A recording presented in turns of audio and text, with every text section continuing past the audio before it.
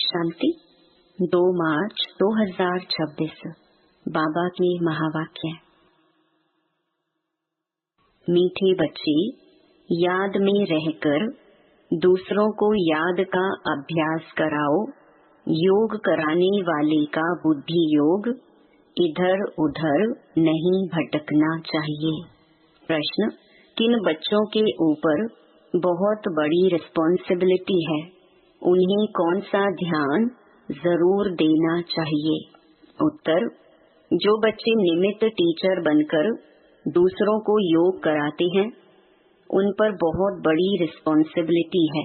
अगर योग कराते समय बुद्धि बाहर भटकती है तो सर्विस के बजाय डिससर्विस करते हैं। इसीलिए यह ध्यान रखना है कि मेरे द्वारा पुण्य का काम होता रहे। गीत ओम नमो शिवाय। ओम शांति। बाप सभी बच्चों को पहले तो यहाँ बैठ करके लक्ष्य में टिकने के लिए दृष्टि देते हैं कि जैसे मैं शिव बाबा की याद में बैठा हूँ, तुम भी शिव बाबा की याद में बैठो। प्रश्न उठता है कि जो सामने बैठे हैं निष्ठा कराने के लिए, वह सारा समय शिव बाबा की याद में रहते हैं। जो औरों को भी कशिश हो, याद में रहने से बहुत शांति में रहेंगे। अशरीरी हो, शिव बाबा की याद में रहेंगे तो औरों को भी शांति में ले जाएंगे, क्योंकि टीचर होकर बैठते हो ना। अगर टीचर ही ठीक रीति याद में नहीं होंगे तो दूसरे रह नहीं सकेंगे। पहले तो यह ख्याल करना है कि मैं जो उस माशूक बाबा का आशिक हूँ, उसकी याद में बैठा हूँ। हर एक ऐसे अपने से पूछे। अगर बुद्धि और तरफ चली जाती है, देह अभिमान में आ जाते हैं, तो गोया वह सर्विस नहीं डिससर्विस करने बैठे हैं। यह बात समझ की है ना? कुछ सर्विस तो की नहीं, ऐसे ही बैठे हैं तो नुकसान ही करेंगे। टीचर का ही बुद्धि योग भटकता होगा तो वह मदद क्या करेंगे? जो टीचर हो बैठते हैं वह अपने से पूछे कि मैं पुण्य का काम कर रहा व रही हूँ। अगर पाप का काम करेंगे तो दुर्गति को पाएंगे, पद भ्रष्ट हो जाएगा। अगर ऐसे को गद्दी पर बिठाते हो तो तुम भी रेस्पॉन्सिबल हो। शिव बाबा तो सबको जानते हैं, यह बाबा भी सबकी अवस्था को जानते हैं। शिव बाबा कहेंगे यह टीचर बन बैठे हैं और इनका बुद्धि योग तो भटकता रहता है, यह क्या औरों को मदद करेंगे? तुम ब्राह्मण बच्चे निमित्त बने हो शिव बाबा का बनकर उनसे वर्षा लेने। बाबा कहते हैं, हे आत्माएं, मामेकम याद करो। टीचर बन बैठते हो तो और ही अच्छी तरह उस अवस्था में बैठो। यूं तो हर एक को बाप को याद करना है। स्टूडेंट अपनी अवस्था को समझ सकते हैं, जानते हैं कि हम पास होंगे व नहीं। टीचर भी जानते हैं। अगर प्राइवेट टीचर रखते हैं, वह भी जानते हैं। उस पढ़ाई में तो कोई खास टीचर रखने चाहे तो रख सकते हैं। यहाँ अगर कोई कहते हमको निष्ठा योग में बिठाओ, तो बाप की याद में बैठना है। बाप का फरमान ही है, मामेकम याद करो। तुम आशिक हो, चलते फिरते अपने माशूक को याद करो। सन्यासी ब्रह्म को याद करते हैं, समझते हैं कि हम जाकर ब्रह्म में लीन होंगे। जो अधिक याद करते होंगे उनकी अवस्था अच्छी होगी। हर एक में कोई न कोई खूबी तो रहती है ना। कहते हैं कि याद की यात्रा में रहो। खुद को भी याद में रहना है। बाबा के पास कोई तो सच्चे भी हैं, कोई झूठे भी हैं। खुद निरंतर याद में रहें बड़ा मुश्किल है। कोई तो बाप से बिल्कुल सच्चे रहते हैं। यह बाबा भी अपना अनुभव तुम बच्चों को बताते हैं। कि थोड़ा समय याद में रहता हूँ, फिर भूल जाता हूँ, क्योंकि इसके ऊपर तो बहुत बोझ है। कितने ढेर बच्चे हैं। तुम बच्चों को यह भी पता नहीं पड़ता है कि यह मुरली शिव बाबा ने चलाई व ब्रह्मा चलाते हैं, क्योंकि दोनों इकट्ठे हैं ना। यह कहते हैं कि मैं भी शिव बाबा को याद करता हूँ। यह बाबा भी बच्चों को निष्ठा कराते हैं। यह बैठते हैं तो देखते हो सन्नाटा अच्छा हो जाता है। बहुतों को खींचते हैं। बाप है ना, कहते हैं बच्चे याद की यात्रा में रहो। खुद को भी रहना है, सिर्फ पंडित नहीं बनना है। याद में नहीं रहेंगे तो अंत में फेल हो पड़ेंगे। बाबा मम्मा का तो ऊंच पद है, बाकी तो अभी माला बनी नहीं है। एक भी दाना बना हुआ कंप्लीट नहीं है। आगे माला बनाते थे बच्चों को लिफ्ट देने लिए, परंतु देखा गया कि माया ने बहुतों को खत्म कर दिया। सारा मदार सर्विस पर है। तो जो सामने निष्ठा कराने बैठते हैं उनको समझना है कि मैं सच्चा टीचर होकर बैठूं। नहीं तो बोलना चाहिए कि हमारी बुद्धि यहाँ वहाँ चली जाती है, मैं यहाँ बैठने के लायक नहीं हूँ। स्वयं बताना चाहिए। ऐसे नहीं कि आपे ही कोई भी आकर बैठे। कोई है जो मुख से मुरली नहीं चलाते परंतु याद में रहते हैं, लेकिन यहाँ तो दोनों में तीखा जाना चाहिए। साजन बहुत लवली है, उनको तो बहुत याद करना चाहिए। मेहनत है इसमें। बाकी प्रजा बनना तो सहज है। दास दासियां बनना बड़ी बात नहीं है। ज्ञान नहीं उठा सकते हैं। जैसे देखो, यज्ञ की भंडारी है, सबको बहुत खुश करती है, किसको दुख नहीं देती, सब महिमा करते हैं। तो वाह, शिव बाबा की भंडारी तो नंबर 1 है। बहुतों की दिल को खुश करती है। बाबा भी बच्चों की दिल को खुश करते आए हैं। बाप कहते हैं कि मुझे याद करो और यह चक्कर बुद्धि में रखो। अब हर एक को अपना कल्याण करना है।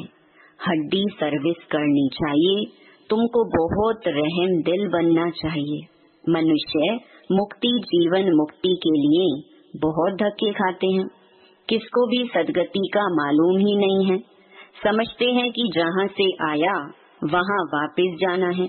नाटक भी समझते हैं परंतु उस पर चलते नहीं हैं। देखो, क्लास में कहाँ कहाँ मुसलमान भी आते हैं, कहते हैं कि हम असुल देवी देवता धर्म के हैं, फिर जाकर हम मुसलमान धर्म में कन्वर्ट हो गए हैं। हमने 84 जन्म भोगे हैं। सिंध में भी 5-6 मुसलमान आते थे, अभी भी आते हैं। अब आगे चल सकते हैं व नहीं वह तो देख लेंगे, क्योंकि माया भी तो परीक्षा लेती है। कोई तो पक्के ठहर जाते हैं, कोई ठहर नहीं सकते। जो असुल ब्राह्मण धर्म के होंगे, जिन्होंने 84 जन्म लिए होंगे, वे तो कभी हिलेंगे नहीं। बाकी कोई न कोई कारणे अकारणे चले जाएंगे। देह अभिमान भी बहुत आ जाता है। तुम बच्चों को तो बहुतों का कल्याण करना है, नहीं तो क्या पद पाएंगे। घर बार छोड़ा है अपने कल्याण के लिए। कोई बाप के ऊपर मेहरबानी नहीं करते हैं। बाप के बने हो तो फिर सर्विस भी ऐसी करनी चाहिए। तुमको तो राजाई का मेडल मिलता है।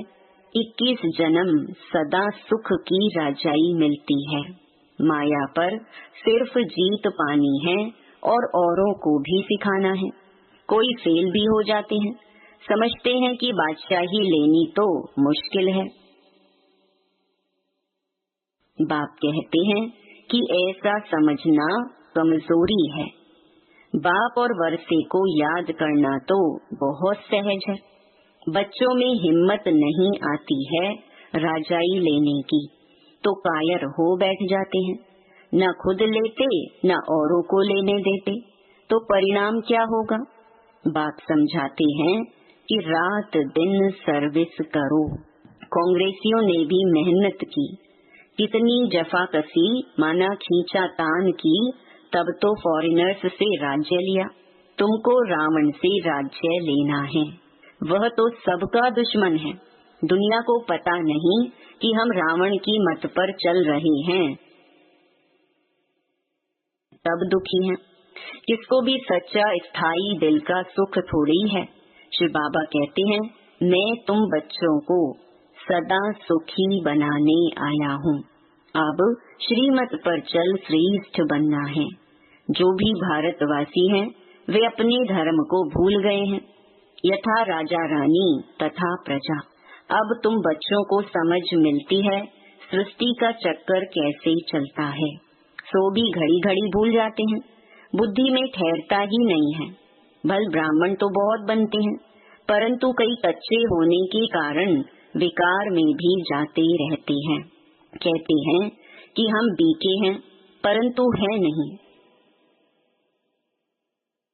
बाकी जो पूरी रीति डायरेक्शन पर चलते हैं, आप समान बनाते रहते हैं, वे ही ऊंच पद पा सकेंगे। विघ्न तो पड़ेंगे, अमृत पीते पीते फिर जाकर विघ्न डालते हैं। यह भी गायन है, उनका पद क्या होगा? कई बच्चियां तो विकार के कारण मार भी खाती हैं। कहती हैं कि बाबा यह दुख थोड़ा सहन कर लेंगे, हमारा माशूक तो बाबा है ना। मार खाते भी हम शिव बाबा को याद करती हूँ, वह खुशी में बहुत रहती हैं। इस व्यापारी खुशी में रहना चाहिए। बाबा से हम वर्षा ले रहे हैं, औरों को भी हम आप समान बनाते रहते हैं। बाबा की बुद्धि में तो यह सीढ़ी का चित्र बहुत रहता है, इसको बड़ा महत्व देते हैं। बच्चे जो विचार सागर मंथन कर ऐसे ऐसे चित्र बनाते हैं, तो बाबा भी उनकी शुक्रिया करते हैं। या तो ऐसे कहेंगे कि बाबा ने उस बच्चे को टच किया है। सीढ़ी बड़ी अच्छी बनाई है। 84 जन्मों को जानने से सारे सृष्टि के आदि मध्य अंत को जान गई हो। यह फर्स्ट क्लास चित्र है। त्रिमूर्ति गोले के चित्र से भी इसमें नॉलेज अच्छी है। अभी हम चढ़ रहे हैं, कितना सहज है। बाप आकर लिफ्ट देते हैं, शांति से बाप से वर्षा ले रहे हैं। सीढ़ी का ज्ञान बहुत अच्छा है। समझाना है कि तुम हिंदू थोड़े ही हो, तुम तो देवी देवता धर्म के हो। अगर कहें कि हमने 84 जन्म थोड़े ही लिए हैं, अरे क्यों नहीं समझते हो कि हमने 84 जन्म लिए हैं? फिर याद करो तो तुम फिर से पहले नंबर में आ जाएंगे।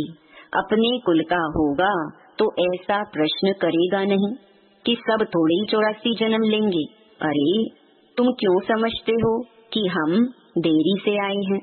बाप सब बच्चों को कहते हैं,